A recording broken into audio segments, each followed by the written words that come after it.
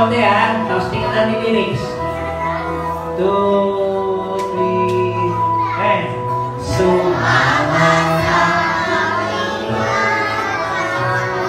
gulong mahalin ang bawat isang mahalin ang kanyang panahon. Buhay na ganap at may tuon. Ang tumagang tugon, munting gulang ay iyan na. Ako ang batang alagahan ng Diyos, kahalili na sa kanyang ilikha. Ako ang batang maglilingkod sa ikapwa. Ako ang batang alagahan ng Diyos, kahalili na sa butan. Ako ang batang maglilingkod sa aming kapwa, sa kanyang nilikha. Very good. So nakukuha na natin. Tungkol kay Jesus. At ito ay mag-uumpisa po ngayong umaga, matatapos hanggang Sabado. Kasi sa Sabado, yun ang ating graduation. Yay! Kaya po, dapat lahat ng mga bata at mga teacher ay nandito na sa church na anong oras? 8:30. Kaya yung mga kaibigan nyo, mga kaklase nyo, sabihan nyo sila ha, imbitahin nyo sila bukas. Kasi hanggang Sabado pa yung ating pag-aaral. Okay? Sige. So bago tayo matapos, kakanta muna tayo uli ng walang kamatayan. Kung ikaw ay masaya, pumalakpak. Kung ikaw ay masaya, pumalakpak. Kung ikaw ay masaya, buhay mo ay sisigla. Kung ikaw ay masaya, pumalakpak. Tayo! Kung ikaw ay masaya, pumadyak ka. Kung ikaw ay masaya, pumadyak ka. Kung ikaw ay masaya, buhay mo ay sisigla. Kung ikaw ay masaya, pumadyak ka. Kung ikaw ay masaya, kumembog ka. Kembog!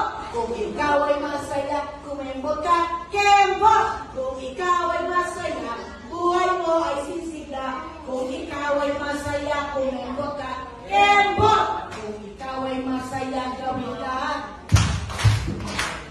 Kembog! Kung ikaw ay masaya, gawin lahat. Kembog! Kung ikaw ay masaya, buhay mo ay sisigla. Kung ikaw ay masaya, kumembog ka. Gawin lahat. Kembog! Okay, upo na kayo mga bata. Ating Grace, good morning mga bata. Sige po, palakpakan natin ang Panginoon sa umagang ito. Sige po sa ating mga teachers, na assistant teachers and staff. Good morning po sa inyo. Unang-una, napapasalamat tayo sa ating Diyos sa panibagong buhay na sa pinagdalog sa atin. Kasi hindi tayo makakarating dito kung wala ang Panginoon. No? Sa panibagong buhay, pag-isip natin, ay, salamat Lord, meron tayong palilakas ng Panginoon. Ikalawa po, sa pamunuan ng ating church, na sa taunang Vision Church School, binibigyan ng pagkakataon ang mga batang tulad ninyo na makarinig ng salita ng Diyos at magparanas ang pag-ibig niya sa lahat ng pamamaraan. Ikatlo po, nagpapasalamat tayo sa mga volunteer teachers natin. Palakpakan naman natin yung mga teachers natin. Yan, ha? Siyempre, hindi magiging posible ang PCS pag walang teacher. Ano? At siyempre, yung mga pamilya na meron po ang mamalasakit sa gawain ito. So, in advance, sa mga families po natin, thank you very much at pagpalay po kayo ng ating Panginoon. Ganun din po, syempre sa mga magulang ninyo. Palakpakan natin yung mga magulang nyo. Bakit? Kasi sila nagbigay ng pagtitiwala sa ating simbahan para kayo may papuntahin dito. Hindi sila ng dalawang isip na magtanong, sino ba yung mga kasama niya dyan? Okay ba dyan? Etc. etc. No? So buo ang kanilang pagtitiwala na tayo ay makakarating dito sa iglesia nito para daos ng thesis. Alam niyo ba mga bata na tayo ay 100 years na? Pag sinabi 100 years, centenaryo o centennial, napakatagal na pala ng PCS. Ilan taon na po yung church natin? 80 years old na anniversary siya. 2 Sundays ago. Ano? At nakita natin kung paano naging mabuti ang Diyos sa pamamagitan ng Vacation Church School. Kaya dapat namin talaga ipapasalamat at celebrate itong PCS this year. Kasi umabot na tayo sa centennial at tayo ay tumatanaw pa na aabot at makakarating sa mga susunod na panahon sa biyaya ay Panginoon. So muli, welcome po sa ating PCS 2024. Meron kayong assignment. Ano gagawin ninyo mga bata? Mag-i-invite tayo. Ha? Yung mga kalaman ninyo mamaya pag-uwi, sabihin na ninyo, meron PCS, sama kayo bukas sa akin. Na alas 8:30 ng umaga. Pero alam niyo po ba mga teachers, ito ko lang, may bata na dito. Si yung dalawa, Sila Janine.